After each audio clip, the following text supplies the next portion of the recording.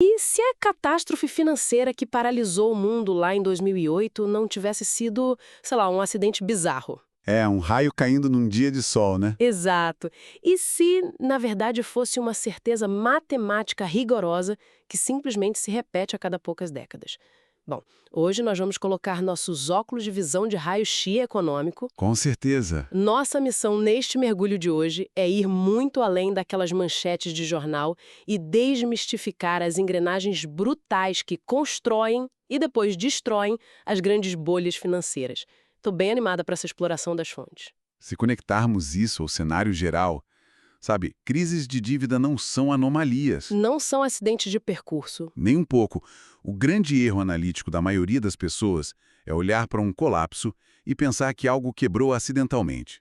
Pelo contrário, O sistema está funcionando exatamente como foi desenhado, né? características centrais, sistêmicas e totalmente cíclicas dos nossos sistemas econômicos. E a fonte que vai guiar nossa exploração de hoje documenta isso com uma precisão, assim, cirúrgica. Sim, estamos mergulhando em uma análise condensada da obra Princípios para Navegar em Grandes Crises de Dívida. Foi escrita pelo Ray Dalio.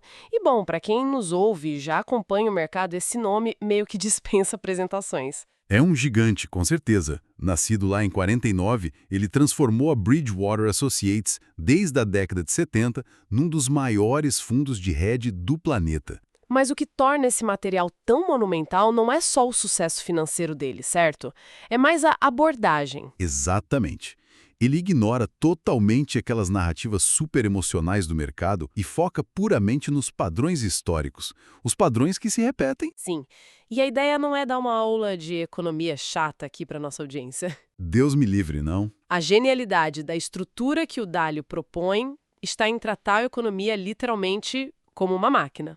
Ele argumenta que, como qualquer máquina, se a gente compreender as relações de causa e efeito entre as peças, dá para prever quando o motor vai superaquecer. Faz todo sentido.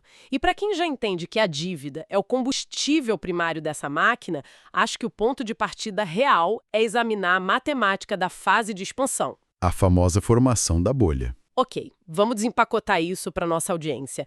Fazer uma dívida é basicamente pegar dinheiro emprestado do seu eu do futuro. Essa é a melhor analogia. Né?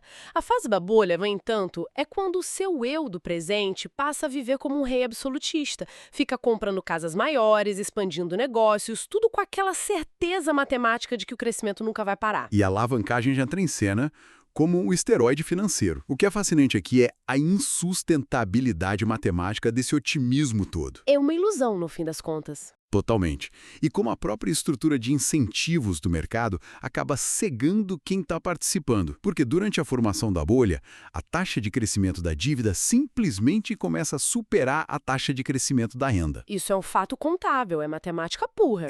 Não tem como fugir. Mas aí a gente se pergunta por que os bancos continuam emprestando montanhas de dinheiro se a conta não fecha? Ah, porque o valor dos ativos que servem como garantia está subindo, né? Isso.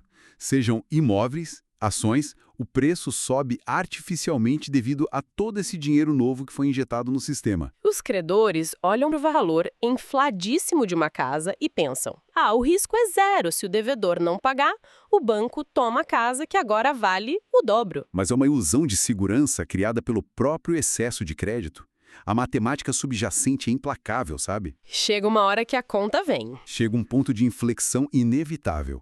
O serviço da dívida, que é basicamente só o pagamento dos juros, começa a devorar uma fatia tão gigantesca da renda que o consumo real das pessoas precisa cair. E aí o crédito aperta. Aperta muito. Aquela casa supervalorizada já não atrai tantos compradores porque, ninguém mais consegue financiamento. Os preços estagnam. E, de repente, a garantia do banco não vale mais do que o empréstimo original. É nesse milissegundo econômico que a bolha perde a sua tensão superficial, digamos assim, e começa a transição para o colapso. Uau! E quando a bolha estoura, o contágio é imediato. Porque, como o gasto de uma pessoa ou empresa é obrigatoriamente a renda de outra, cortes de gastos geram quedas de renda em cadeia. É um efeito dominó perfeito. Mas na análise do Dalio, a mecânica da destruição é acelerada pelo cabo de guerra entre inflação e deflação. Eu notei que o material foca muito no impacto devastador da deflação durante essa espiral descendente. É verdade. A deflação é o cenário onde os preços dos bens, dos serviços e dos ativos despencam. Pera, pausa aí. Deflação significa que as coisas estão ficando mais baratas no mercado, certo? Certo. Os preços caindo. Parece excelente. Por que os preços caírem seria um pesadelo tão absoluto para quem tem uma dívida no banco? Como funciona essa mecânica? Bom, vamos olhar para os números frios. Imagine que uma empresa tem uma dívida de 1 milhão e produz sapatos vendidos a R$ 100 cada. Ela precisa vender 10 mil sapatos para cobrir o valor principal da dívida. Ok, 10 mil sapatos. Matemática simples. Se a deflação atinge a economia com força e o preço do sapato cai para R$ 50, Ah, a dívida no banco não muda. exatamente, a dívida nominal continua sendo de 1 milhão. Só que agora a empresa precisa vender 20 mil sapatos, o dobro da produção, apenas para empatar o jogo. Nossa, a renda despenca, mas a obrigação contratual da dívida é inflexível. Isso sufoca os mutuários, força a venda desesperada de ativos para fazer caixa, o que inunda o mercado com oferta. E adivinha? Empurra os preços ainda mais para baixo. Isso mesmo.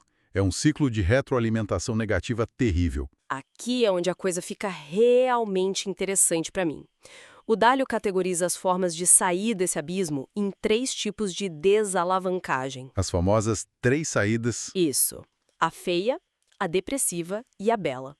Bom, a feia e a depressiva são fáceis de imaginar para nossa audiência, né?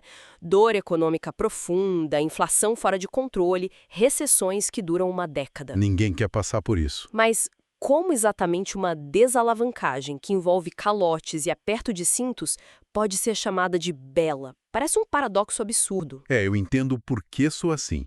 Mas a beleza, neste contexto econômico bem específico, é uma questão de precisão matemática e de compensação de forças. Como assim compensação de forças? Uma desalavancagem bela ocorre quando o dinheiro que o governo imprime e injeta no sistema corresponde exatamente à quantidade de crédito que está evaporando por causa dos calotes. Então eles tentam equilibrar a balança. Exatamente. Se o Banco Central consegue manter a taxa de crescimento da renda nominal ligeiramente acima da taxa de juros nominal da dívida, a proporção entre dívida e renda cai de forma gradual e controlada. A economia continua operando num nível de estabilidade, então, compensando as forças deflacionárias com estímulos inflacionários na medida exata. Na medida exata do miligrama. Mas espera aí, se a matemática está esmagando os devedores e ameaçando congelar todo o sistema, o mercado sozinho não consegue se corrigir sem causar uma depressão devastadora, Exato. certo? Quem tem o poder de entrar e literalmente reescrever essa equação? São os governos e os bancos centrais. Eles precisam intervir com o seu arsenal de resposta. Não tem outro jeito. E qual é a primeira arma desse arsenal? A primeira ferramenta a ser utilizada é a política monetária, que é operada pelos bancos centrais. O mecanismo inicial é bem simples: cortar a taxa básica de juros. Para deixar o dinheiro mais barato. Isso. Ao tornar o custo do dinheiro mais barato, a tentativa é aliviar o peso para quem já tem dívidas com juros variáveis e, claro, incentivar novos empréstimos. Certo. Mas e quando os juros chegam a zero? Não tem mais o que cortar. Aí é que está o grande problema. A dificuldade surge exatamente aí. É nesse momento que as ferramentas não convencionais entram em operação, mais especificamente a flexibilização quantitativa, ou QE, do inglês Quantitative Easing. Bom, para nossa audiência que costuma ler sobre o que é nos cadernos de economia, vale a pena a gente detalhar a mecânica, porque não é simplesmente imprimir dinheiro físico e jogar de helicóptero sobre a população, né? Não, seria bem mais fácil se fosse, mas não é. A mecânica do QE envolve o Banco Central criando reservas eletrônicas, literalmente do nada, para comprar ativos financeiros de longo prazo. Tipo títulos do governo ou hipotecas? Exato. E eles compram isso diretamente dos bancos comerciais. O objetivo é duplo. Primeiro, ao comprar esses títulos em massa, o preço deles sobe e os juros de longo prazo caem. E o segundo objetivo? O segundo é que os bancos comerciais ficam subitamente com montanhas de dinheiro líquido nos cofres. A esperança teórica do Banco Central é que, estando tão líquidos, os bancos voltem a emprestar, para a economia real. Para reativar o consumo e o investimento das empresas, emitindo dívida para financiar infraestrutura pública, por exemplo. Ou cortando impostos, que é outra tática comum. O Tesouro fura o bloqueio dos bancos e tenta colocar dinheiro diretamente nas mãos das empresas e dos cidadãos, tudo para forçar o motor econômico a girar. Sim, e há também o braço das medidas regulatórias e do suporte de liquidez. Nessas horas de pânico, o Banco Central assume o papel de emprestador de última instância. O que isso significa na prática? Quando os bancos perdem a confiança uns nos outros e o mercado de crédito interbancário congela completamente, o Banco Central atua como a câmara de compensação absoluta. Ele garante que as instituições vitais não quebrem por falta de liquidez diária. E enquanto orquestra a estruturação das dívidas podres nos bastidores. Exatamente. Ele segura as pontas no palco enquanto arruma a bagunça atrás da cortina. Sabe, para nossa audiência visualizar melhor esse esforço conjunto, acho que cabe uma analogia médica de trauma aqui. Adoro analogias médicas para economia, manda ver. A política monetária do Banco Central é como os médicos ajustando milimetricamente a dosagem do soro e dos medicamentos para manter a pressão arterial e os fluidos do paciente circulando. Perfeito. A política fiscal do governo é uma injeção de adrenalina de emergência aplicada direto no coração para forçar uma reação imediata. Sim, um choque. E as medidas regulatórias atuam como os paramédicos organizando a triagem no local do acidente, decidindo quem recebe oxigênio primeiro e quem precisa ser isolado para não contaminar o resto da enfermaria. Brilhante. Mas sabe, isso levanta uma questão importante. Qual? Até que ponto essas ferramentas conseguem curar uma doença estrutural profunda sem gerar efeitos colaterais massivos no longo prazo? A precisão necessária para executar uma bela desalavancagem é assustadora. É um equilíbrio muito frágil. E os limites práticos desse arsenal foram testados de forma espetacular num evento que muitos lembram vividamente. O colapso de 2008 é o laboratório perfeito para ver a teoria do Dálio operando em tempo real. O fatídico ano de 2008. O laboratório explodiu ali, não é? A fundação de tudo foi a proliferação descontrolada das hipotecas subprime nos Estados Unidos. Foi o epicentro do problema. O sistema financeiro passou a priorizar lucros massivos de curto prazo, aprovando financiamentos imobiliários para pessoas sem renda, sem emprego e sem ativos verificáveis.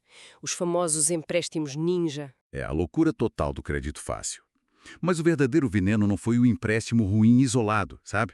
Foi a inovação financeira tóxica que transformou isso em títulos apoiados por hipotecas, os famosos MBS. Como funcionava a mecânica desses MBS? Era uma ilusão de alquimia financeira, e o pior é que era validada pelas agências de classificação de risco. Bancos de investimento compravam milhares dessas hipotecas subprime, de alto risco, e as agrupavam num único pacote. O raciocínio matemático defeituoso era de que, por estarem geograficamente diversificadas, era estatisticamente impossível que todos os mutuários dessem calote ao mesmo tempo, certo? Exatamente. O modelo deles dizia que uma crise imobiliária nacional era impossível. É como pegar 1000 pessoas com históricos de crédito completamente destruídos, que mal conseguem pagar a conta de luz e agrupá-las em um único pacote de investimento. Sim, e, de repente, por um passe de mágica institucional, as agências de risco olham para essa multidão de devedores arriscados e carimbam o pacote com uma classificação AAA. AAA, que é risco baixíssimo. Risco quase zero na teoria. Simplesmente porque havia muito volume e diversificação ilusória. Esses pacotes tóxicos foram então vendidos como produtos premium e ultra seguros para fundos de pensão, municípios e outros bancos ao redor do globo. Uma bomba relógio global. E quando o Banco Central americano começou a subir os juros em meados dos anos 2000, a prestação dessas hipotecas, que tinham taxas variáveis, disparou. E a consequência é lógica. Os mutuários pararam de pagar. O calote começou. Os preços dos imóveis começaram a cair, o que significava que as casas valiam menos que as hipotecas. E aqueles títulos MBS que estavam no balanço financeiro de praticamente todas as grandes instituições do mundo derreteram. Derreteram completamente. Ninguém sabia quem estava solvente e quem estava escondendo bilhões em perdas tóxicas. Essa total opacidade levou ao congelamento do crédito interbancário que a gente mencionou antes. Até que veio o infarto fulminante, o colapso do Lehman Brothers em setembro de 2008. O pânico tomou conta do mundo. A resposta dos governos foi ativar aquele arsenal médico de trauma na potência máxima, né? Os juros foram cortados para perto de zero, o tal do QE, que até então era um conceito meio obscuro, foi implementado numa escala de trilhões de dólares. Nunca antes visto na história. E, além disso, houve o TARP, um programa monumental que pegou dinheiro dos pagadores de impostos para injetar capital diretamente nos bancos para evitar falência em cadeia, resgatando não apenas bancos, mas gigantes da indústria como a General Motors e a seguradora AIG. Foi um resgate sem precedentes. Isso nos obriga a abordar o conceito super espinhoso do risco moral. Para sermos totalmente neutros aqui, olhando para os fatos detalhados nas fontes, é possível notar o dilema brutal que as autoridades enfrentaram, o tal do moral hazard. É um debate muito profundo. O risco moral sugere que, se entidades financeiras sabem que o governo irá salvá-las da falência devido ao seu tamanho sistêmico, aquela ideia de grande demais para quebrar, elas têm um incentivo perverso. Um incentivo para assumir riscos absurdos no futuro, já que a rede de segurança está sempre lá. Exato. Ficam com os lucros na alta e socializam os prejuízos na baixa. Mas para os formuladores de políticas lá em 2008, a escolha não era entre uma punição justa e um resgate injusto. A escolha era bem mais sombria, né? Muito mais. A escolha era entre tolerar o risco moral ou permitir o colapso estrutural da civilização financeira moderna. Deixar os grandes bancos quebrarem puniriam os arquitetos da crise, sim. Mas a reação em cadeia vaporizaria o crédito global. Resultando numa depressão econômica brutal, onde as vítimas primárias seriam os trabalhadores comuns. Eles escolheram salvar o sistema e lidar com as consequências éticas depois. E a forma de lidar com isso no pós-crise foi tentar refazer as regras do jogo, certo? Nos Estados Unidos, isso tomou a forma da Lei Dodd-Frank. Uma regulação pesadíssima. A mecânica principal dessa lei foi forçar os grandes bancos a manterem buffers de capital muito mais robustos. Em termos simples, para quem nos ouve, a lei exigiu que os bancos mantivessem uma porcentagem significativamente maior dos seus ativos em dinheiro líquido, Ou o equivalente super seguros. funcionando como um amortecedor contra futuros choques. Isso, para garantir que eles pudessem sobreviver a uma onda de calotes sem precisar correr para o governo pedir socorro novamente com o chapéu na mão. E além dessa regulação interna, o fortalecimento de fóruns como o G20 refletiu a compreensão de que o sistema é hiperconectado. Regulações rígidas nos Estados Unidos de nada servem se os bancos europeus ou asiáticos operarem com uma alavancagem suicida. O dinheiro não tem fronteiras, né? Nenhuma. A coordenação internacional tornou-se a nova prioridade mandatória para monitorar o risco sistêmico global. Bom, então o que tudo isso significa? Para muita gente que viveu a crise de 2008, aquilo pareceu um apocalipse financeiro totalmente sem precedente. Mas a análise profunda dos dados do Ray Dalio remove essa lente emocional. E mostra que os ecos do passado são inegáveis. A gente já viu esse filme. Os mesmos erros já haviam sido cometidos. Se a gente viajar no tempo para a Grande Depressão dos anos 30, encontramos dinâmicas dolorosamente familiares. A bolha especulativa dos loucos anos 20 foi impulsionada por inovações de crédito da época, como a compra de ações com margem. Que é usar dinheiro emprestado para apostar na bolsa de valores. Uma loucura. Brincar de roleta com dinheiro dos outros. Quando a bolha estourou lá em 29, o contágio resultou em milhares de falhas bancárias e uma deflação brutal, da qual já explicamos a mecânica destrutiva. Mas o que transformou uma recessão severa numa depressão histórica mesmo foram os erros grotescos de política pública que vieram depois, certo? Sem dúvida. O governo errou a mão feio. A infame lei tarifária Smoot-Hawley é o exemplo perfeito de como não usar a política fiscal e regulatória. A intenção política na época era proteger as indústrias americanas e a agricultura local, cobrando tarifas altíssimas sobre produtos importados. Uma ideia protecionista que, na teoria, parecia boa para os eleitores. Mas a mecânica real de como isso funcionou foi um desastre absoluto. Como os Estados Unidos fecharam suas portas, outras nações retalharam imediatamente com suas próprias tarifas. Um jogo de soma zero. O resultado: as rotas do comércio global foram estranguladas, os mercados de exportação evaporaram da noite para o dia e a renda global colapsou, aprofundando ainda mais o abismo deflacionário. E a inação ou a ação errada são punidas severamente pelo ciclo da dívida. O caso do Japão, na famosa década perdida dos anos 90, é a maior prova de como hesitar pode prolongar o sofrimento. O que aconteceu no Japão foi uma dinâmica parecida. Muito parecida. O Japão vivenciou uma bolha espetacular em imóveis e ações na década de 80, alimentada por um excesso de liquidez. Mas quando o colapso veio, o governo e as autoridades regulatórias hesitaram em forçar os bancos a reconhecerem suas perdas maciças.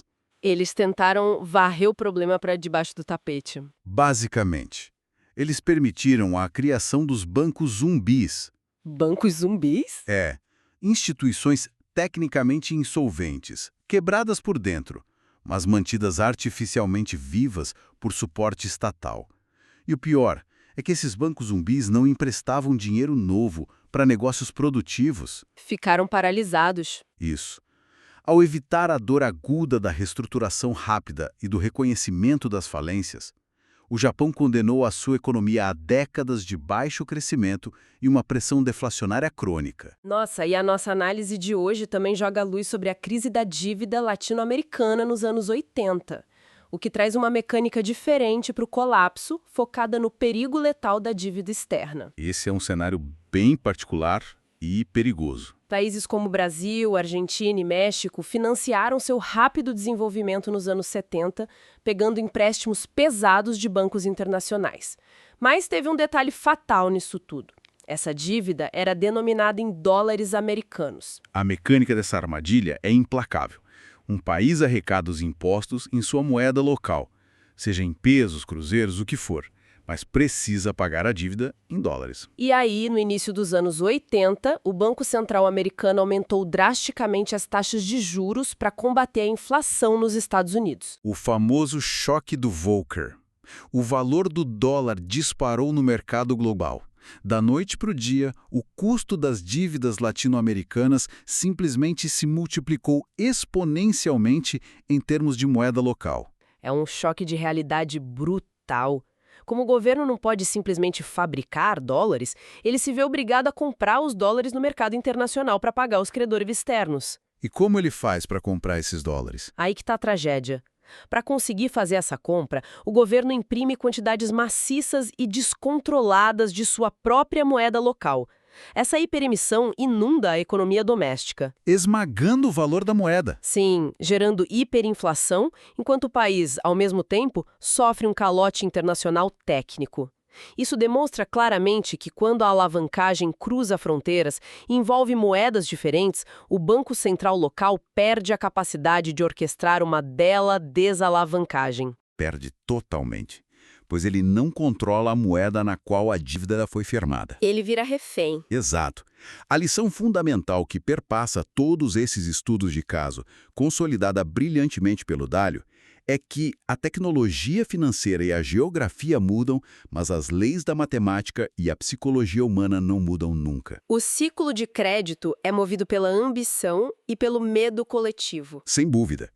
As nações que conseguem minimizar os danos são sempre aquelas que reconhecem rapidamente o fim da bolha, expurgam a dívida podre do sistema sem hesitação e utilizam o poder dos bancos centrais para fornecer liquidez enquanto reestruturam o passivo. Quem tenta esconder o problema sob o tapete contábil, como a gente viu no Japão, sempre paga um preço muito maior a longo prazo. Não tem escapatória matemática. Bom, chegamos ao fim desta jornada pelas engrenagens da macroeconomia global. Recapitulando de forma bem objetiva para nossa audiência, a dívida obedece a um ciclo natural e altamente mapeável. Um ciclo orgânico. O crescimento acelerado quase sempre mascara as vulnerabilidades que vão se transformar em bolhas insustentáveis. E quando ocorre o estouro inevitável, a batalha macroeconômica torna-se uma luta direta contra a deflação, que matematicamente esmaga quem deve. É o peso da gravidade econômica. E para evitar que a economia pare completamente, governos e bancos centrais devem sincronizar suas políticas monetárias, fiscais e regulatórias com uma precisão milimétrica, tudo visando a tão rara e complexa bela desalavancagem. Sabe, a compreensão desses mecanismos fornece uma lente muito poderosa para quem nos ouve. Ao observar o noticiário amanhã sobre flutuações na taxa de juros, injeções de liquidez ou resgates a grandes corporações, a aleatoriedade desaparece. Tudo faz parte da máquina. Sim, Cada uma dessas ações é apenas uma peça de um motor tentando se ajustar à sua fase no ciclo da dívida. Mas isso nos leva a uma reflexão crucial que vai um passo além da matemática financeira do Dalio. É mesmo. Qual seria o ponto cego da teoria dele? A interseção com o comportamento político. Porque a teoria econômica descreve lindamente o que precisa ser feito para alcançar a estabilidade a longo prazo. Muitas vezes, isso significa forçar falências dolorosas no curto prazo e cortar gastos agressivamente. Para garantir a saúde do sistema na próxima década. Só que o ciclo político opera com base nas próximas eleições, que geralmente ocorrem a cada 2 ou 4 anos. O incentivo para qualquer político que está no poder não é administrar o remédio amargo e permitir que a dor ocorra no seu turno. Ninguém quer ser o presidente da recessão. Exatamente. O incentivo é empurrar a dívida para o mandato do próximo governo através de estímulos artificiais, mesmo que isso deteriore as fundações econômicas do país a longo prazo. Nossa, uma reflexão formidável para encerrarmos. O choque invisível entre a lógica matemática, que exige o expurgo dos excessos para funcionar, e a sobrevivência política, que exige a manutenção da ilusão de prosperidade até a próxima ida às urnas. É o calcanhar de Aquiles do sistema. Será que o modelo perfeito de recuperação muitas vezes sucumbe à realidade pragmática de que ninguém quer ser o rosto estampado na capa do jornal durante a recessão necessária? É algo realmente instigante para a nossa audiência digerir e investigar nas próprias manchetes. Com certeza. Tem que ler as notícias nas entrelinhas. Com as chaves desse maquinário agora em mãos, esperamos que os nossos ouvintes observem os movimentos do mercado global com uma clareza renovada. Continuem questionando aquelas narrativas mais simplistas, mantenham a curiosidade analítica afiada e nos vemos no próximo Mergulho nas Fontes. A nossa análise aprofundada fica por aqui.